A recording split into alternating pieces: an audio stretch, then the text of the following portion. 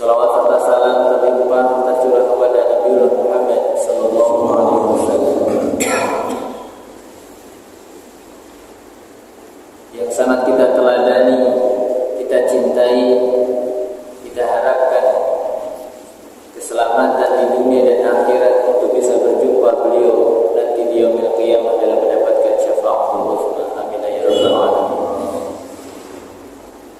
Insyaallah kita akan melanjutkan kajian tarikh tasrif. Dalam kesempatan subuh yang cerah ini kita akan mentadabburi surat Al-Baqarah ayat 246 dan seterusnya, yakni terkait dengan sebuah kisah yang pernah terjadi di kalangan Bani Israel, Bani Ya'qub alaihissalam, Nabi yang mulia, keturunan orang-orang yang mulia, yakni Nabiullah Ibrahim, Ishak, kemudian Ya'qub. Bani Israel memiliki 12 suku. Suku Yahuda ini dikenal sebagai suku dari kalangan bangsawan, dari kalangan mereka. Kemudian sukunya para nabi, yakni Lewi atau Lavi. Kemudian banyak juga para nabi yang lahir dari keturunan Nabi Yusuf dan Binyamin.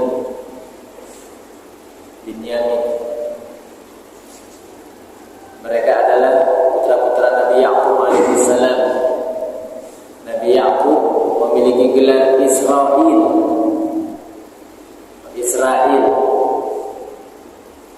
Israel ini kalau dalam bahasa Arab artinya Abdullah, sama dengan Abdullah, hamba Allah. Israel, hamba Allah. Berbeda Israel dengan Yahudi yang terlaknat, yang al-maghdub, dimurkai, itu adalah Yahudi. Kalau Israel itu nama nabi, kita tidak boleh celaka Israel. Israel itu Nabi Ya'qub, yang celaka itu Yahudi. Jadi orang-orang yang menyimpang dari agama millah Ibrahim alaihissalam. Allah berfirman, alam tara ilal mala'i min bani Israila min ba'di Musa.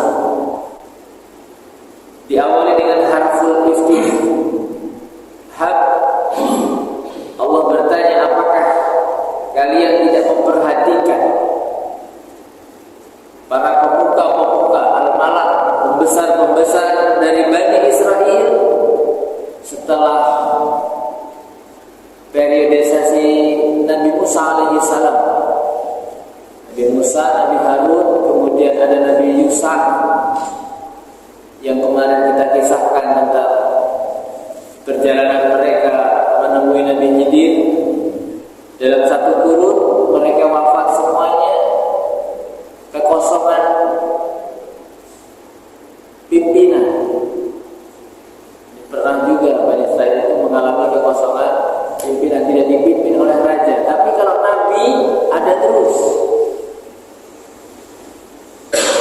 yakni penerus Nabi Musa, penerus Nabi Harun, Nabi Yusuf. Muncullah seorang Nabi yang bernama Nabi Samuel. Jadi Nabi itu banyak namanya. Ada Nabi Samuel, ada Nabi Daniel. Itu adalah nabi-nabi yang Allah utus dari kalangan Bani Israel. Qala li nabi, ketika mereka ini berkata kepada nabinya, yakni Nabi Samuel ini, mereka curhat atas kondisi keterpurukan Bani Israel yang mereka di bawah kekuasaan dan penjajahan kerajaan Jalut. Berkuasa bukan dari bangsa mereka, ini bangsa lain, Jalut ini. Yakni bangsa yang memiliki tubuh yang besar dan kekar, tingginya di atas rata-rata. Mungkin ada yang 3 meter, ada yang 5 meter, besar-besar badan dari bangsa Jalut. Menurut riwayat seperti itu, bangsa raksasa, badannya besar-besar. Nah, inilah yang berbuat kerusakan dan menjajah Bani Israel.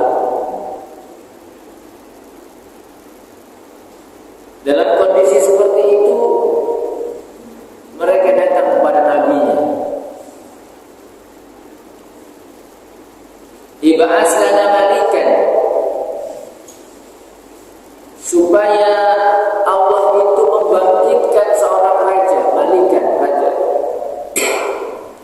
Nuqatil fi sabilillah, agar memimpin kami untuk berperang di jalan Allah, untuk membela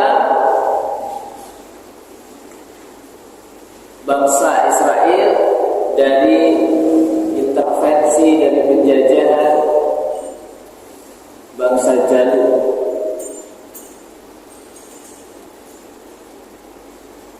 Ada hikmah yang sangat besar dari ayat yang kita tadabburi ini, bahwa kepemimpinan umarok, imam, amir, khalifah, dan berbagai macam jenisnya, mungkin raja, kerajaan, presiden, ini diperlukan untuk kemaslahatan dirasatid dunia, siasatid dunia wa dirasatid din, untuk mengatur 2 hal ini yang sangat penting, kebutuhan selain sandang, pangan, dan pangan. Sandang, pangan, dan papan.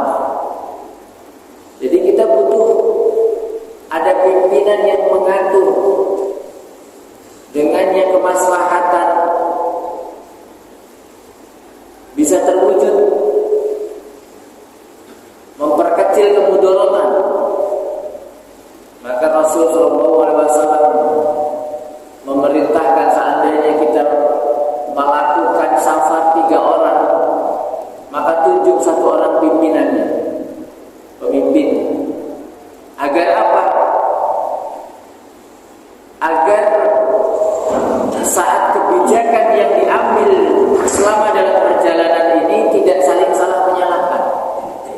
Contoh, ketika kita sudah menunjuk 1 pimpinan dalam perjalanan, meskipun kita bermusyawarah mau berhenti di pom bensin mana, mau makan, kemudian nanti kalau jalan alternatif macet mau pilih jalan yang mana, ini harus ditetapkan oleh pimpinan supaya apa? Mencegah sebuah kemudaratan.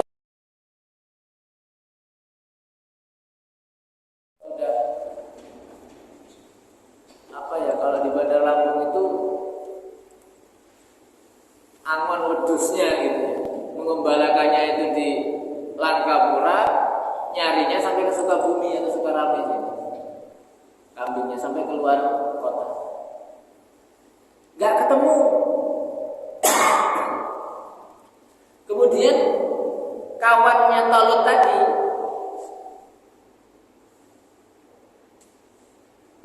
tidak disebutkan namanya, itu bilang sama Talut, nah kita udah terlalu jauh di jalan ini. Nah kalau nggak salah kita ini sudah dekat dengan kampungnya seorang nabi. Jadi Nabi Samuel tadi itu, Talut itu. Nah saran dari kawannya tadi, yuk kita sekalian mampir. Sekalian mampir, wah luar biasa ya, mampir ke rumah nabi. Masya Allah, ini kalau sekarang ada nabi gitu ya, mampir ke rumah nabi. Sekalian yuk kita mampir. Kita kita minta pendapatnya. Ya kita ngobrol-ngobrol, minta nasihat dulu lah sebentar. Nah, singkat kata, mereka sampailah di rumah Samuel, Nabi Samuel alaihissalam. Nah disitulah mereka berdua mendapat nasihat. Tapi mereka curhat dulu tentang kronologi kenapa mereka sampai di rumah Nabi Samuel, mencari kambing. Nabi Samuel itu berdasarkan wahyu berkata, kambing kalian itu sedang dalam perjalanan menuju ke kelompoknya, balik itu, nggak kemana-mana. Kambing kalian, maka tenang saja Pak. Jadi sedang menuju ke kumpulan kambing-kambing tadi. Nah, maka duduklah dulu, saya akan memberikan nasihat. Mereka kenal, mereka saling kenal. Nah, tapi kalau Talut ini nggak begitu dikenal, malah lebih terkenal kawannya tadi. Talut itu nggak dikenal, ya karena rendahan, kastanya rendahan, kerjaannya juga buruk. Nggak ada orang yang berkepentingan kecuali memang kasih pekerjaan-pekerjaan yang sifatnya fisik saja kepada Talut itu di kampungnya ini. Nah,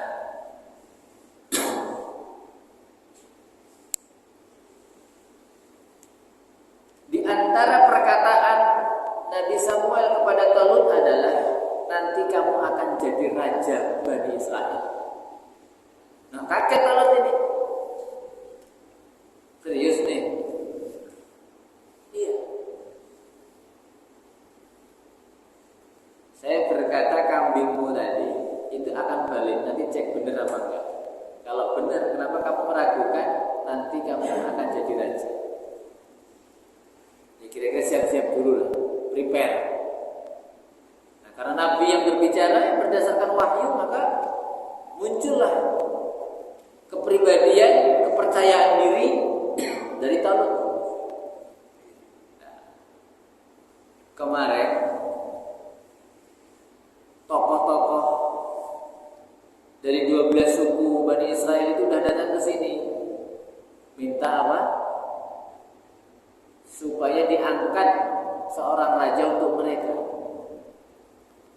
Saya pribadi milih kamu. Tapi kalau saya milih kamu, mereka pasti menolak. Ini karakternya. Meskipun Bani Israel itu minta, kalau dikasih itu protes. Lalu bagaimana caranya? Yaudah, nanti tenang saja. Dalam waktu dekat kita akan kumpulkan Bani Israel semuanya, orang kampung kita. Jumlah mereka itu sekitar 70 ribuan. Itu yang usia produktif. Berarti kalau mereka itu ada keluarga, jadi sekitar 14 ribuan atau 15 ribuan. Nah, tapi yang ditulis oleh Al-Imam Jalaluddin Al-Mahalli itu jumlah mereka sekitar 70 ribu waktu itu. Dikumpulkanlah pada satu hari di sebuah tempat yang cukup luas sehingga terhimpun mereka dalam jumlah yang banyak. Lantas Nabi Samuel angkat bicara. Wahai Bani Israel, kalian kemarin berbondong-bondong ke rumah saya meminta agar ditunjuk seorang pimpinan, seorang raja untuk memimpin perang. Sekarang gini, setiap satu orang di antara 12 orang itu silahkan gombipah lah, itu bahasa saya. Pilih satu orang. Pilih satu orang. Siapa yang akan jadi raja kalian? Mereka gak ada yang sepakat, gak ada yang kami sepakati di antara orang-orang kami. Gak ada yang disepakati. Lalu bagaimana cara kita memilih raja? Ya terserah engkau wahai Nabi, terserah. Oke baik, kalau keputusannya diserahkan ke saya, apapun keputusannya kamu jangan protes. Siap tidak? Jangan protes. Ayo siap. Baik.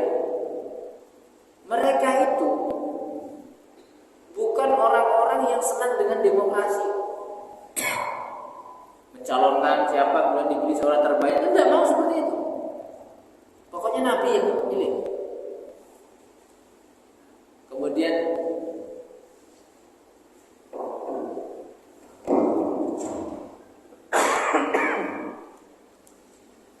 Nabi Samuel memerintahkan, sekarang gini, tunjuk satu orang untuk mencari kayu, sebatang kayu.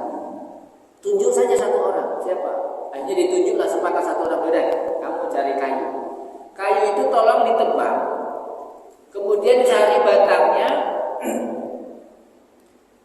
terserah pokoknya, ambil batangnya, satu batang, ukuran tongkat. Saya nggak akan menentukan berapa tingginya, itu terserah dia, nanti terserah dia. Jadi tidak ada, karena rumit ngurus Bani Israil itu. Maka caranya sudah akhirnya disepakati satu orang untuk nebang pohon dan ambil batangnya. Nah siapapun orang yang tingginya setinggi batang ini presisi, dialah raja kita. Ini nggak ada kesepakatan atau rekayasa ya. Orang tersebut kalian sendiri yang pilih, pohonnya terserah, mau diukur ukurannya berapapun terserah, saya nggak akan ini. Pokoknya alami saja, natural saja, berjalan begitu saja. Jadi gitu kisahnya. Akhirnya diambillah sebatang dahan, kemudian Bani Israel suruh berbaris panjang sekali itu ribuan kan. Nabinya itu megang tongkat dari hasil tebangan orang tadi. Nabi tadi bilang siapapun orangnya yang tingginya itu pas dengan tongkat ini, dialah raja kita. Caranya begitu. Dan nggak lagi pakai ilmu teori kepemimpinan, pokoknya ilmunya ilmu cocokologi.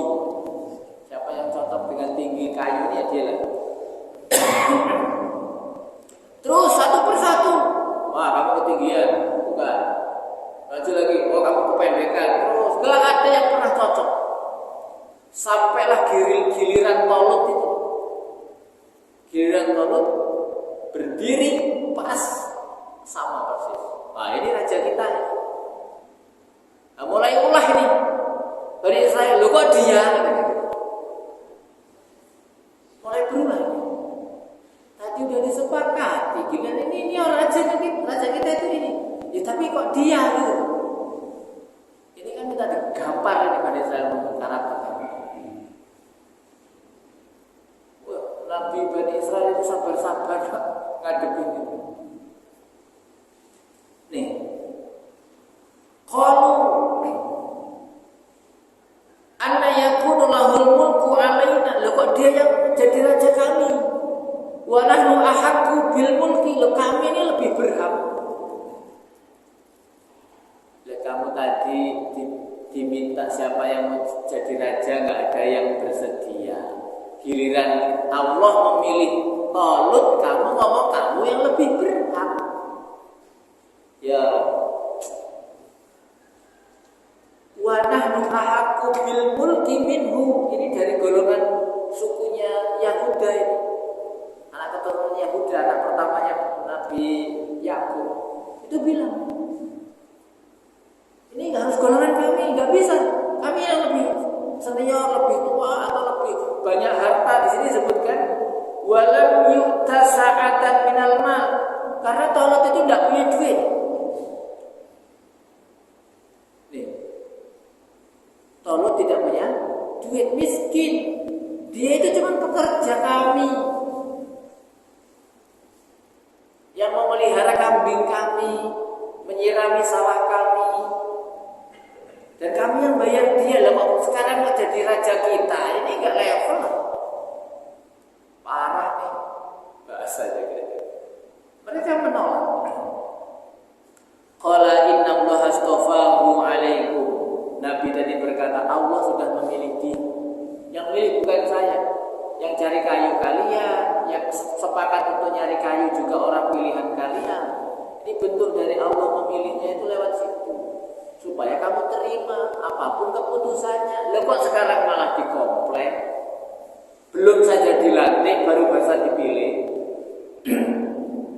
Ini karakter mereka seperti itu. Wazadahu bastatan fil ilmi wal jism.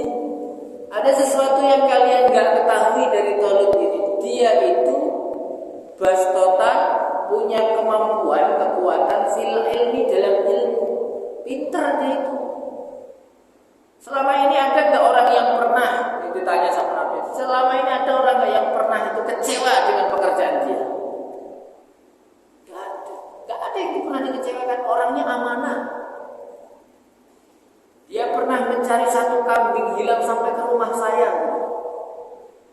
Padahal kalau dia mau, saking banyaknya kambing itu yang punya nggak akan ngerti kalau kambingnya satu hilang. Tapi dia punya tanggung jawab. Ini karakter pemimpin perspektif Al-Quran. Dua, bastotan fil ilmi wal jism. Badannya juga kuat. Sekarang karakter ini tidak banyak muncul sebagai syarat atau prasyarat menjadi seorang pimpinan. Ada orang pinter tapi sakit-sakitan. Ada orang badannya kuat tapi kepalanya kosong, nggak pinter, nggak punya kapasitas. Kalau untuk mengkombin dua potensi calon atau ciri seorang pemimpin yang punya ilmu dan kuat fisiknya agak sulit dicari. Nah ini Talut ini sudah lengkap kemampuannya memimpin, orangnya amanah, jujur, tanggung jawab itu, dan fisiknya kuat, sanggup lari sana lari sini, fisiknya kuat. Mobilisasi seorang pemimpin itu kan luar biasa.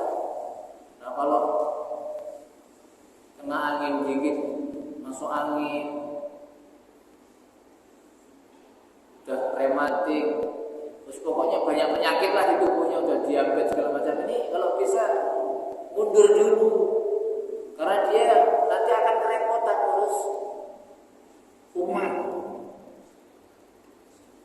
Nah, tetapi memang apa ya, pola pikir Bani Israel itu seorang pemimpin itu duit, ukurannya al-mal tadi.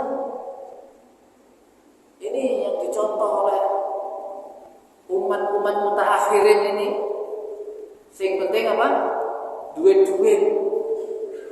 Ada orang pintar badannya kuat, nggak punya duit, nggak bisa nyalon, nggak bisa jadi pemimpin. Yang punya itu apa? Yang bisa jadi pemimpin yang punya duit atau yang dibiayai oleh Mr. X. Dah kamu jadi boneka saya aja, tak biayai, tenang aja, masalah biaya kampanye, biaya ini saya. Kamu pokoknya siap-siap saja. Ini kebanyakan seperti itu kan. Kalau nggak punya duit, minder. Biaya politik di negeri kita sangat mahal sekali. Pengen jadi bupati atau wali kota saja 1 miliar cukup nggak kira-kira? Nggak cukup. Masalahnya rakyatnya juga matre juga. Ya sama setel memang. Masa bupati ngumpulin orang, air aja nggak dikasih, mendingan saya kerja kan gitu. Akhirnya muncullah karakteristik NPWP, nomor piro wani piro. Seperti itu akhirnya. Maju tak gentar membela yang bayar, bukan membela yang benar. Ya itu akhirnya nggak akan muncul pemimpin yang ngurusin kita. Biaya untuk menjadi seorang pemimpin di negeri kita sangat mahal sekali, mahal sekali. ada bawaslunya. Itu kalau rapat itu di hotel terus itu, nggak mungkin di balai desa, kan? Mau sampai tingkat PPK, mau sampai tingkat semuanya itu mahal semua. Triliunan itu untuk biaya memilih satu orang aja. Triliunan, mubazir gitu. Buat kotak suaranya, buat kertasnya, buat masang foto di pohon-pohon itu berapa? Luar biasa. Tapi kenapa kita terus mengadopsi sistem yang seperti itu? Nyuwun sewu lah ya. Masih enak zaman Pak Harto gitu ya. Mengumpulkan orang-orang pintar di MPR, dapat pilih presidennya siapa. Tapi ingat harus saya ya, kan? Itu salahnya itu. Presidennya harus saya. Ya mungkin istihadnya Pak Harto mungkin seperti itu. Jadi belum bisa orang Indonesia itu diberi otonomi, itu belum bisa. Pokoknya saya aja, tenang aja. Kalau nggak salah dulu kan yang memilih presiden kan MPR ya, sebagai majelis permusyawaratan rakyat. Jadi orang pinter-pinter, tapi ya itu tadi ya, pokoknya serba salah. Milih pemimpin itu nggak gampang. Sampai hari ini kaum muslimin nggak pernah sepakat sistem apa yang mau digunakan. Muhammadiyah, NU itu beda-beda. Muktamar, mau milih pemimpin, muktamar itu dalam rangka memilih amir, namanya muktamar. Orang yang hadir namanya muktamirin. Mau milih pemimpin. Karakter-karakter kita mau pemimpin umat juga susah. Ada yang mengusung khalifah, mau khalifahnya malah ditangkap kemarin. Ya karena nggak sepakat. Anggap aja khalifah ya. Memang khalifahnya khalifah yang tidak disepakati, tidak disepakati. Kekosongan kepemimpinan akhirnya. Masa khalifah internasional tinggalnya di Teluk. Ini maaf, tidak disepakati kaum muslimin gitu. Saya bukan menghina atau apanya. Kita ini sedang kebingungan mencari formula bagaimana memiliki seorang pemimpin. Loh, pemimpin RT saja kadang ribut. Iya, RT itu nggak dipilih lagi aja. Kenapa? Dia itu kalau ada bantuan yang dikasih cuma saudara-saudaranya saja, yang seharusnya nggak dapat. Itu banyak kayak gitu Pak. Muncul masalah-masalah gara-gara kepemimpinan. Baik, kemudian tetapi Nabi tadi kemudian apa? Karena tidak mendapatkan dukungan, kemudian Bani Israel tadi bilang, oke, kalau memang dia benar pilihan Allah, tidak ada makar gitu, kira-kira tidak ada konspirasi, kamu dengan ini, pokoknya dituduh aja, jelek aja. Sebutkan ciri-cirinya. Kalau memang dia pilihan Allah, diminta ciri-cirinya. Maka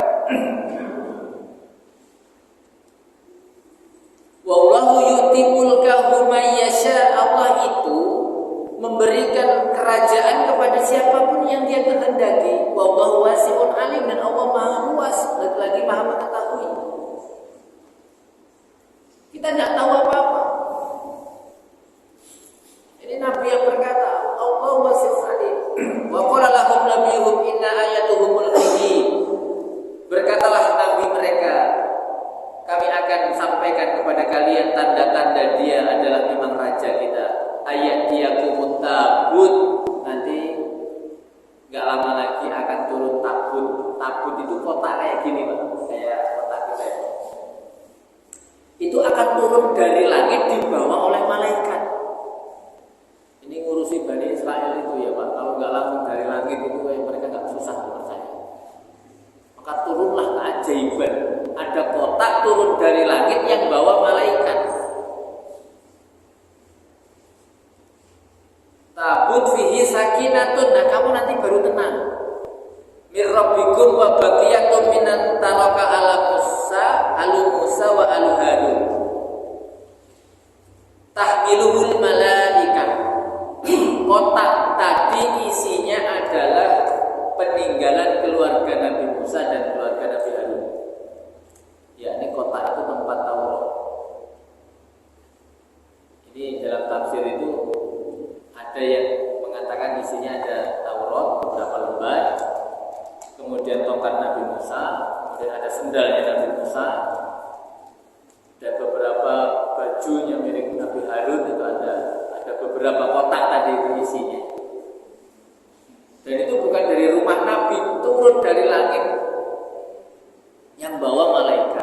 mereka menyaksikan, baru mereka mau. Coba ada dalam surat Al-Maidah. Al-Maidah itu artinya hidangan. Kenapa ada surat Al-Maidah yang artinya hidangan? Mereka itu menguji kenabian yang diutus kepada mereka itu, minta bukti. Buktinya apa? Turunkan hidangan dari langit, bukan masak dari dapur, bukan. Karakternya juga melunjak ya. Minta hidangan itu yang turunnya, makanannya itu dari langit, Pak. Piring-piringnya dari langit, menu-menunya dari langit, turun di hadapan mereka. Mereka itu saja bilang ini sihir. Ini ya Allah, mulutnya Bani Israel itu. Setelah Allah mengabulkan, mereka bilang ini sihir. Tetap gak mau. Maka luar biasa karakter anaknya, ngeyelnya. Biasa sekali mereka ngeyel. Surat Al-Baqarah itu juga terkait dengan kengeyelan mereka. Nah, kemudian inna fi dzalika laayatan lakum in kuntum mu'minin. Sesungguhnya pada yang demikian itu terdapat tanda-tanda kekuasaan Allah jikalau kalian orang-orang yang percaya, beriman. Kemudian ceritanya kita skip, selesai. Tibalah saatnya mereka menerima kepemimpinan Talut ini menjadi raja. Kemudian mulailah disusun rencana untuk menata kembali kondisi-kondisi infrastruktur kemasyarakatan, sosialnya, politiknya, disusun sama Talut. Dilatih pemuda-pemudanya, dikumpulkan untuk memerangi tentaranya Jalut. Falamma fasala Talut bi junudi, maka tatkala Talut dan tentaranya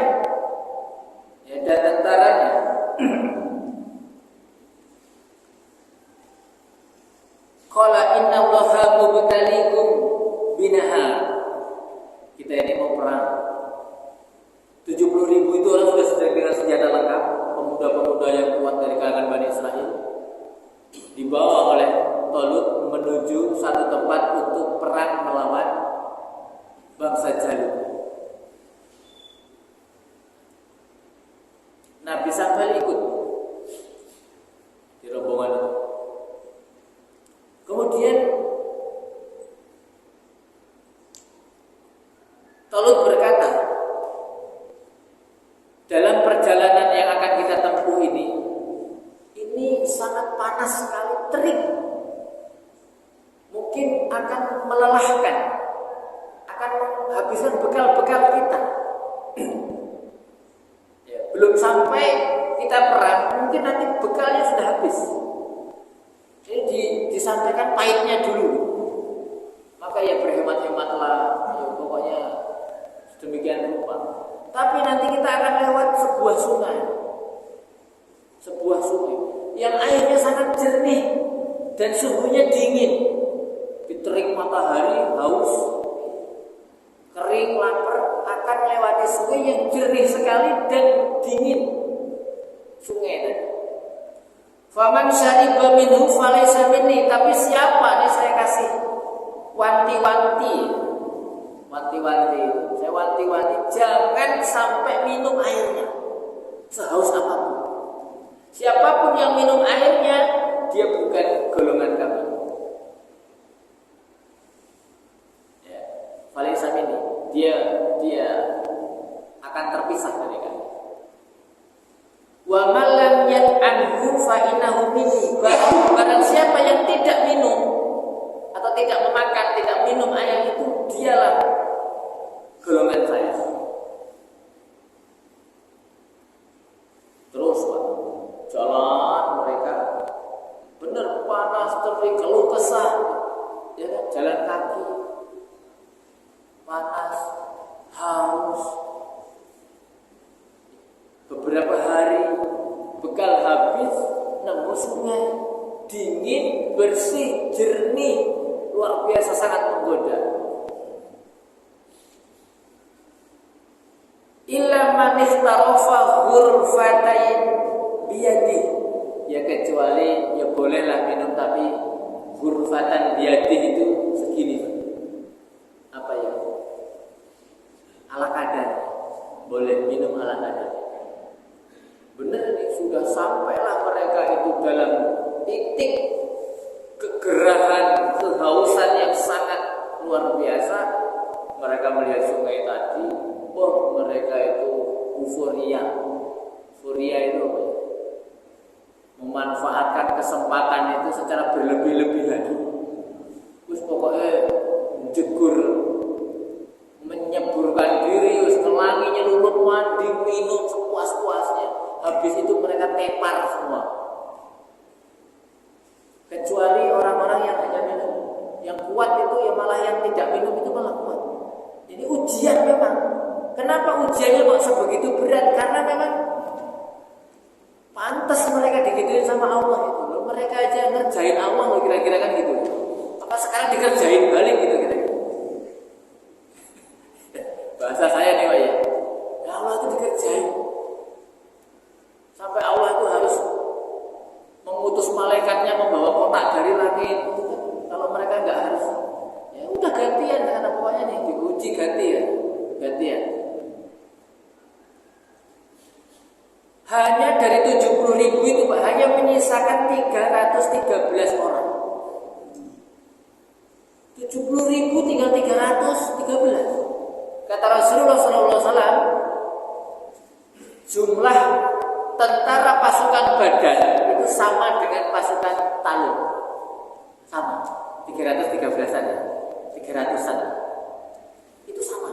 Kata Rasulullah, tentara Badar kita ini sama dengan tentaranya Talib. Maka enggak usah takut. 300-an ya, 13 tentara ya. Hanya sisa itu. Yang lain pingsan semua Pak, tepar semua. Kewaregen. Jadi air yang bening, jernih, dingin tadi itu, yang seger tadi itu bukan menguatkan, justru malah membuat mereka kelenger. Gak mampu, gak berdaya apa-apa, berdiri aja gak sanggup mereka. Gimana mau perang? Inilah akibatnya kalian gak mau dengerin kata pimpinan kalian. Akhirnya begitu. Apapun perkataan pimpinan itu didengerin. Ini gimana kalau udah kayak gini? 313 ini. Tapi ya sudah, tetap kita berangkat. 313 melanjutkan perjalanan, yang lain ketinggalan semua. Ampun, wah ini kan luar biasa. Kemudian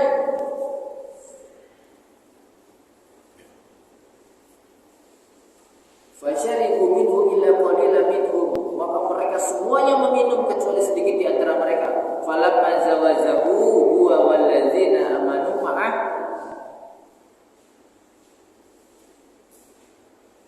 maka tatkala mereka telah melewati sungai tersebut, orang-orang tadi berkata, la taqata lana al-yawm bi Jaluta wa junudi. Kami enggak berdaya lagi. Dulu mereka minta kita akan perang. Ini sekarang kami enggak berdaya, enggak jadi lah, lemes. Kamin fi'atin qalilatin ghalabat fi'atan katsiratan biidznillah. Raja tadi menyampaikan pidato optimis yang di sini diceritakan oleh Allah, berapa banyak pasukan yang sedikit mampu mengalahkan pasukan yang lebih besar karena izin Allah. Wallahu ma'as sabirin, dan Allah bersama orang-orang yang sabar. Berangkat. Walamma barazu li Jaluta wa junudihi. Kemudian ketika mereka sudah berhadap-hadapan, kedua pasukan sangat jauh. Terakhir 313 melawan ribuan, udah orang yang besar-besar. Ini udah kayak semut melawan sekawanan gajah kira-kira. Sudah jumlahnya sedikit, peralatan juga kalah canggih mungkin, tetapi ada optimisme. Allah menyampaikan berapa banyak pasukan yang sedikit mampu mengalahkan pasukan yang banyak biiznillah, dengan izin Allah. Dan ilmu ini, Pak, ilmu ini diketahui oleh para ulama kita, kaum muslimin. Maka kaum muslim itu gak pernah gentar. Jumlah bukan ukuran. Dalam Islam itu jumlah bukan ukuran. Teruslah lakukan perjuangan apapun, jangan melihat jumlah. Saya itu pernah ngisi pengajian di Masjid Al-Manar yang di Kedaton. Masjid Al-Manar. Saya diundang sama Pak Muklis. Ustaz ngisi pengajian di saya pada Maret sampai Isya. Pengajian apa? Judulnya pengajian apa? Jamaahnya cuma 4 orang.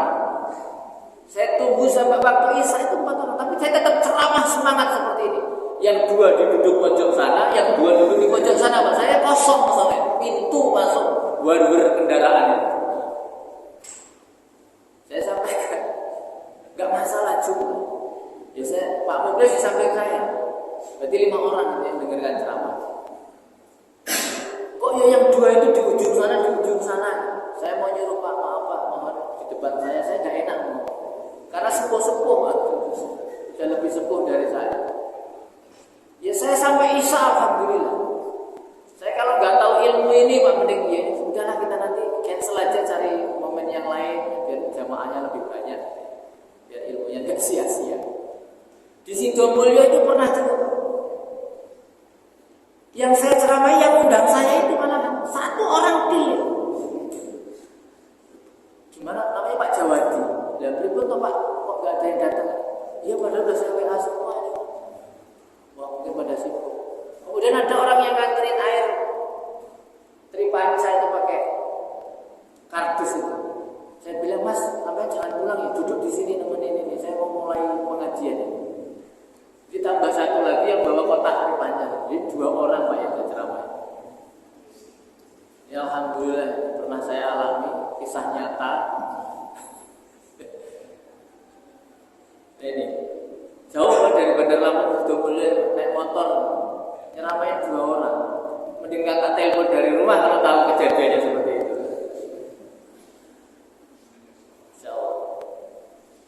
Nah ini tentara calon luar biasa dilawan dengan jumlah yang sedikit. Nah, kemudian mereka berdoa. Nah, rajanya ini ngajak berdoa dulu. Jadi nggak boleh kita itu bersandar kepada kekuatan, jumlah, kecanggihan atau apapun saja. Betul, itu harus diikhtiarkan sebagai bentuk ikhtiar kita, memaksimalkan usaha.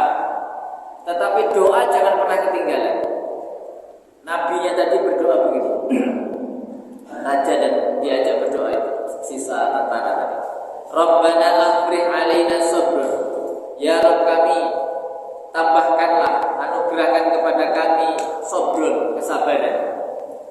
Wasabbit aqdamana, dan kuatkanlah aqdam, kaki kami, posisi kami. Wansurna, dan tolonglah kami alal qaumil kafirin, dari kaum yang kafir. Ini doa mau jihad, doa mau perang, doa mau kerja, doa mau dakwah, doa mau apa saja. Minta kepada Allah, Rabbana afrigh alaina sabran wa sabbit aqdamana. Kita minta kesabaran dari Allah dan kekuatan.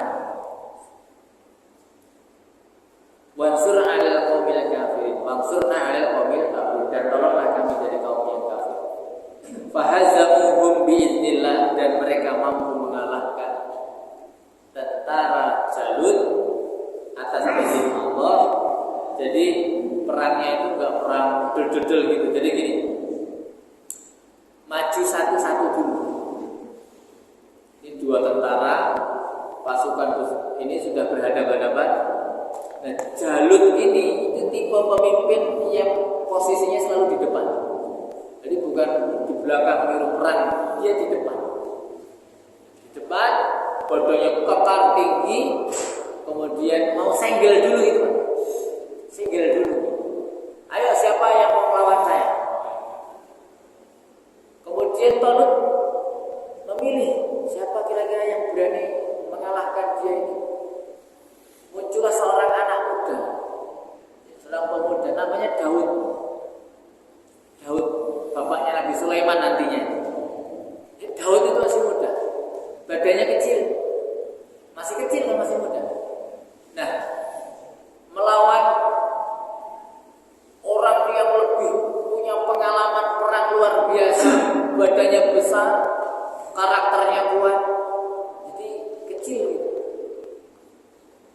Nah ini saya banyak membaca tentang sebenarnya kok Jalut itu badannya kuat. Mungkin kalau kita melihat tinju saja ya, duel tinju misalkan Muhammad Ali dengan lawannya, Mike Tyson dengan lawannya, Elias Pikal dengan lawannya, itu kan butuh beberapa kali tonjokan, itu pun nggak mati gitu loh lawannya. Ini Daud ini hanya punya ketapel, bahasa Jawanya pelintang. Ketapel pakai batu kok mati gitu. Ya mungkin kalau luka, bocor wajar, tapi kok sampai menyebabkan kematian? Saya agak curiga gini, Pak. Yang menyebabkan Jalut mati di tangan Daud itu adalah kesombongan milik Jalut, gengsi.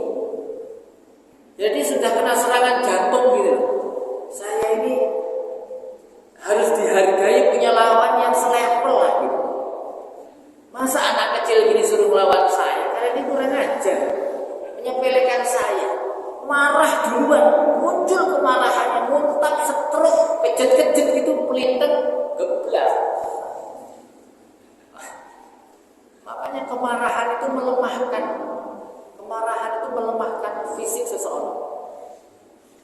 Kemudian menyepelekan orang, itu ya wajar bagi orang yang sombong, wajar menyepelekan lawannya. Tapi kan kemudian ini berakibat buruk bagi orang yang sombong itu sendiri. Bisa jadi dia tidak bisa tidur, bisa jadi dia gak enak makan, gara-gara apa? Disepelekin orang. Ya kan? Gara-gara disepelekin orang. Bisa masuk rumah sakit itu gara-gara apa? Ya disepelekan, saya kok gak dihargai gini kan? Padahal saya itu kan punya elektabilitas apa gitu ya kan? Tapi kok gak ada orang menghargai, kan sakit hati itu berpotensi mendapatkan serangan jantung gitu. Ya kira-kira begitu. Nah akhirnya mati ya pasukannya kocar kacir loh, pimpinannya yang hebat aja sama anak kecil mati, apalagi yang di belakang meskipun sedikit, mereka ketakutan luar biasa dan kocar kacir dan menang. Tempuran dimenangkan oleh tentara Talut. Ini saya baca di ayat 251 ya. Sebenarnya belum berakhir. Fahazamuhum biiznillah, maka mereka memenangkan peperangan itu atas izin Allah. Wa qatala Dawudu Jaluta, dan yang membunuh Jalut adalah Daud. Wa atahumul mulka wal hikmah, dan Allah memberikan kepada Daud kerajaan dan hikmah. Wa 'allamahu mimma yasa, dan mengajarkan segala sesuatu untuk dia. Walau la daf'ullahin nasa ba'dahum bi ba'din la fasadatil ardu walakinallaha dzu fadlin 'alal 'alamin. Ya, kemudian dan kami mengajari dia beberapa hal, dan kalau Allah tidak melindungi sebagian manusia dengan sebagian yang lain, niscaya rusaklah bumi ini. Tetapi Allah mempunyai karunia yang melimpah atas seluruh alam. Jadi rupanya dunia ini masih baik-baik saja itu ya karena Allah masih menghendaki baik-baik saja. Tapi kalau istilahnya dilepas dilepas begitu saja, maka kerusakan yang dilakukan manusia itu akan berimbas kepada manusia yang lain. Tetapi Allah tetap melindungi dengan karunia-Nya. Ini kita sangat melihat dengan ainul yakin lah bahwa dunia ini proses perusakannya luar biasa, tetapi Allah tetap melindungi kita semuanya. Semoga saja iffah dan izzah kaum muslimin, kehormatan dan kemuliaan kaum muslimin tetap Allah jaga, sehingga Allah akan menangkan kaum muslimin walau karihal kafirun, meskipun orang-orang kafir membencinya. Itu saja barangkali yang bisa kita bahas tentang kisah inspiratif surat Al-Baqarah ayat 246 sampai 251 yang mengisahkan tentang kronologi pertempuran antara Raja Talut dan Raja Jalut. Subhanallah wa bihamdika asyhadu an la ilaha illa anta astaghfiruka wa atubu ilaik. Mohon maaf atas segala kekurangan kesalahan. Astagfirullahaladzim, kepada Allah mengampun. Wassalamualaikum warahmatullahi wabarakatuh. Waalaikumsalam.